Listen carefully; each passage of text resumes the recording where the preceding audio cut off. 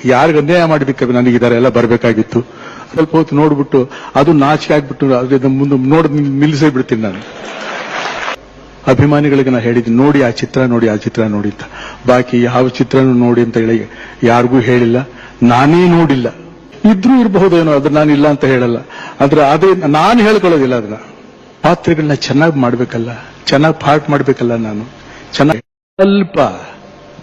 ಬಹಳ ಅಲ್ಪ ಸಾಧನೆ, ಬಹಳ ಅಲ್ಪ ಸಾಧಿಸಬೇಕಾಗಿರೋದು ಸಾಗರದಷ್ಟು ಅಂತ ಹೇಳ್ತಾರೆ ನೋಡಿ. ಹಾಗೆ ಹಣ ಇದನ್ನೆಲ್ಲ ಅವಲೋಕಿಸ್ತಾ ಬಂದಾಗ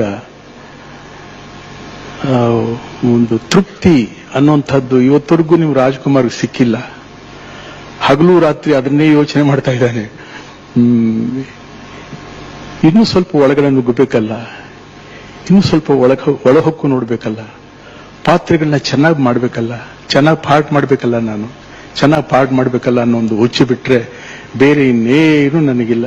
ಅಷ್ಟರಲ್ಲಿ ಮನುಷ್ಯನಿಗೆ ಬರತಕ್ಕಂತಹ ಕೆಲವಾರ ತಾಪತ್ರಯಗಳು ದೈಹಿಕವಾಗಿ ಮಾನಸಿಕವಾಗಿ ಇದೆಲ್ಲ ಬಂದು ಈ ಮಂಡಿ ನೋವಂತೆ ಅದಂತೆ ಇದಂತೆ ಇದೆಲ್ಲ ಯಾತ್ರಿಂದ ಬಂತು. ನೀವೆಲ್ಲ ಪಾಪ ಬಹಳ ಕಷ್ಟಪಟ್ಬಿಟ್ಟಿದ್ರಿ, ಬೇಕಾದಷ್ಟು ಫೈಟು ಗೀಟು ಅದು ಇದೆಲ್ಲ ಮಾಡ್ಬಿಟ್ಟು ಇದೆಲ್ಲ ಮಾಡಿದ್ದಾರೆ, ಹಳೆ ನೋವುಗಳಿರಬಹುದು ಅಂತ ಹೇಳಿ ಇದ್ರೂ ಇರಬಹುದೇನೋ, ಅದನ್ನ ನಾನು ಇಲ್ಲ ಅಂತ ಹೇಳಲ್ಲ.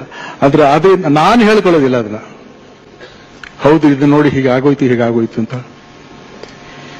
ಹೇಗೆ ಭಗವಂತ ಇಲ್ಲಿವರೆಗೆ ನಮ್ಮನ್ನು ಈ ರೀತಿ ನಡೆಸಿಕೊಂಡು ಮಾರ್ಗದರ್ಶನ ಮಾಡಿದ್ನೋ ಅದೇ ಭಗವಂತ ಇದನ್ನು ಕೊಟ್ಟಿದ್ದಾನೆ. ಯಾಕೆ ತಗೋಬಾರ್ದು?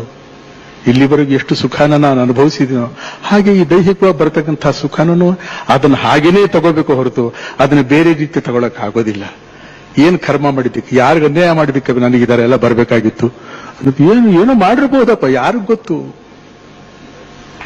ಒಂದ್ ಸ್ವಲ್ಪ ತಿರುಗಿ ನೋಡ್ಕೊಂಡು ನಿನ್ನನ್ನು ನೀನು ನೋಡ್ಕೊಂಡ್ಬಿಟ್ರೆ ಬಹಳ ಒಳ್ಳೇದು. ಅದಕ್ಕೆ ಯಾವಾಗಲೂ ನಮ್ಮಲ್ಲಿ ನಾವು ಆಗಬೇಕು ಅಂತಂತ ಹೇಳ್ತಾರೆ ದೊಡ್ಡವರುಗಳು. ನನ್ನಲ್ಲಿ ನಾನಾದಾಗ ನನ್ನ ತಪ್ಪು ನೆಪ್ಪುಗಳು ಹಾಗೂ ಒಳ್ಳೆತನದ ಗುರುತುಗಳು ನಮಗೆ ಸಿಕ್ಕಿದಾಗ ನಾವು ಯಾವ ರೀತಿ ನಡ್ಕೊಂಡು ಹೋಗಬಹುದು. ಆದ್ರಿಂದ ನನಗಿಷ್ಟು ದೈಹಿಕವಾಗಿ ಇಷ್ಟು ತೊಂದರೆಗಳಿದ್ರು ಕೂಡ ಅದನ್ನ ನಾನು ಮನಸ್ಸು ತಗೋತಾ ಇಲ್ಲ, ಬರ್ತಾ ಇಲ್ಲ.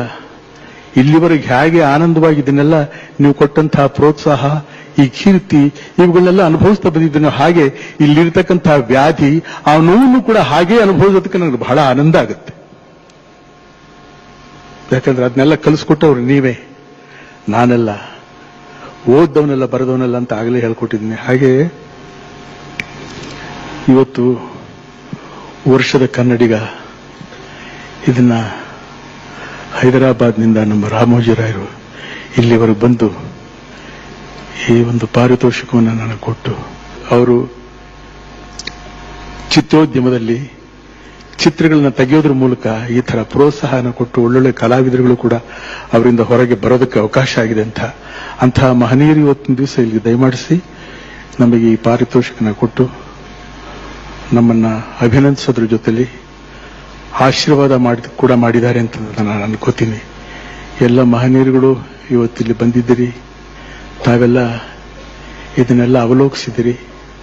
ನಾನು ಸುಮಾರು 200 ಚಿತ್ರಗಳವರೆಗೂ ಅಭಿನಯ ಮಾಡಿದ್ದೀನಿ. ಯಾವ ಚಿತ್ರ ನನಗೆ ಮೆಚ್ಚಿಯಾಗಿದೆ, ಯಾವ ಚಿತ್ರದಲ್ಲಿ ನಾನು ಚೆನ್ನಾಗಿ ಅಭಿನಯಿಸಿದ್ದೀನಿ ಅನ್ನುವಂಥದ್ದು ಮಾತ್ರ ನನಗೆ ಇನ್ನೂ ಸಿಕ್ಕಿಲ್ಲ. ಸಿಕ್ಕಿಲ್ಲ ಅಂತ ಹೇಳಿದ್ರೆ ತಪ್ಪಾಗುತ್ತೆ. ಒಂದೇ ಒಂದು ಚಿತ್ರ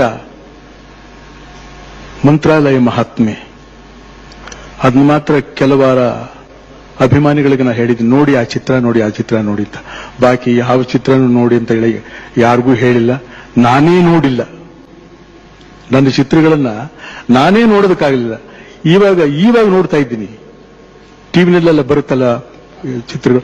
ಇವಾಗ ಒಂದು ಸ್ವಲ್ಪ ಹೊತ್ತು ನೋಡ್ಬಿಟ್ಟು ಅದು ನಾಚಿಕೆ ಆಗ್ಬಿಟ್ಟು ಅದ್ರಿಂದ ಮುಂದೆ ನೋಡಿ ನಿಲ್ಲಿಸೇ ಬಿಡ್ತೀನಿ ನಾನು.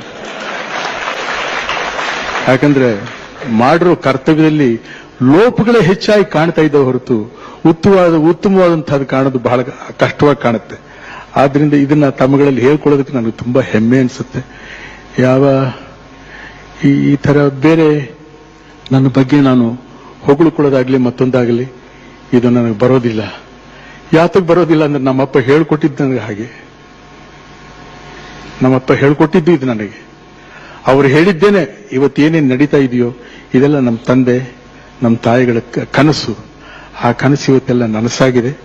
ಆ ನನಸನ್ನ ತಾವೆಲ್ಲ ನೋಡೋದಕ್ಕೋಸ್ಕರ ಇವತ್ತೆಲ್ಲ ಇಲ್ಲಿ ಬಂದು ನೆರೆದಿದ್ದೀರಿ. ಬಹಳ ಆನಂದ, ನನಗೆ ತುಂಬಾ ಸಂತೋಷ. ನಾನಿದನ್ನ ಈ ಸಂದರ್ಭನ ಯಾವತ್ತೂ ಮರೆಯುವುದಿಲ್ಲ.